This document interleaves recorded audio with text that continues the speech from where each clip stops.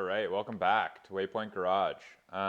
Today's episode, we're going to pull this engine, but first we're going to weld up an engine stand. I've never welded before. I think actually in high school, auto class, I welded a little bit, but Quentin here has a welder. I've just got some flux core.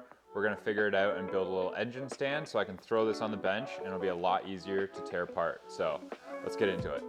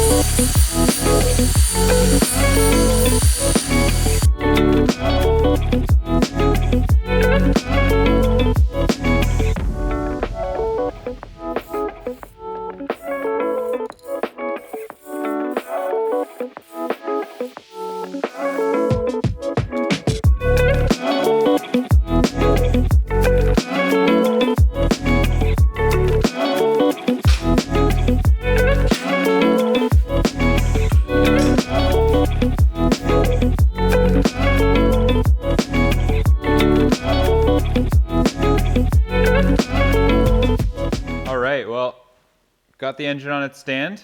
As you can see, the stand's not perfect. I gotta kind of adjust this hole over here a bit. I guess my measurements were just a little bit off as we went off that paper diagram, but pretty stoked it's on a stand right now.